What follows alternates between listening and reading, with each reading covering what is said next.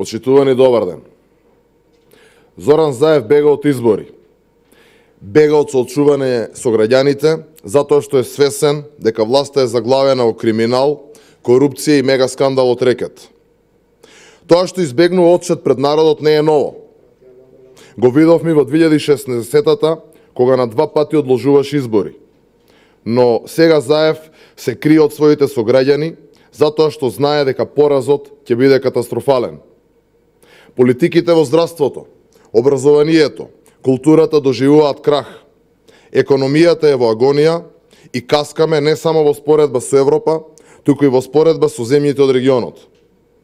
Животот кој го ветуваше се претвори во безперспективност и затоа забрзано Македонија се празни. Ветувањата за кои се пењавеше во кампањите останаа обични лаги. Владата на Заев ќе биде запаметена како најнеспособната влада во историјата на Република Македонија, која не може ни тоа што самата го проектира да го оствари. Тоа што се неспособни, граѓаните може и ќе им го простат. Ама тоа што се штетни за Македонија, тоа никој нема да им го прости, па дури и најголемиот дел од нивните поддржувачи.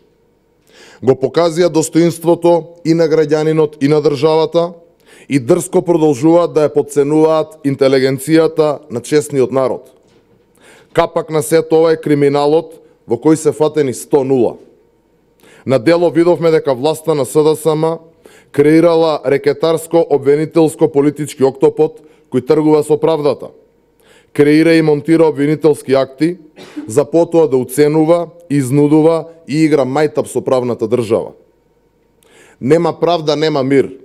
Беше мотото кое многу брзо го заборавија и наместо тоа инсталира Луи Витон правосудство, кој има за цел да го штити криминалот на власта, а истовремено да ги гони политичките неистомисленици на Заев. Правдата претворија во политичка маша во рацете на Заев, која згора на се уште ја користат за земање на милионски суми рекет. Ова не е ни процент од криминалите, скандалите и катастрофалните чекори на оваа власт на Зоран Заев и од народената елита околу него. Ова е само врвот на сантата мраз. Секој ден излегува нова вистина за криминалот на власта. Исто како што секој ден Македонија тоне се подлабоко и подлабоко со нив. Затоа, Заев, ајде на избори.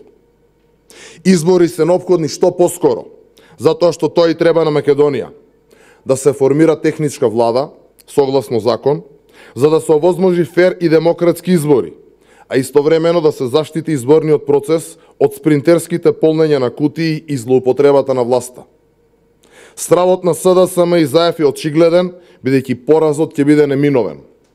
Тоа што Заев и власта се храбрат самите себе со нарачени анкети и анализи, не им поминува ниту во нивното членство. Но еве, ако Заев се охрабрил од таквите мерења, нека поведи, нека излезе на соочување на избори. Заев, додиме на избори. Иднината на оваа држава стана заложник на криминалот на оваа власт. И колку побрзо ќе се ослободи, доколку побрзо ќе се тргне сидрото наречено Заев и Македонија ќе тргне напред. Стандардот на граѓаните, благосостојбата на младите, земјоделците, работниците и стопанствениците, пензионерите е можна само со обнова на Македонија, која ќе почне токму со деинсталирање на Заев. Ви благодарам.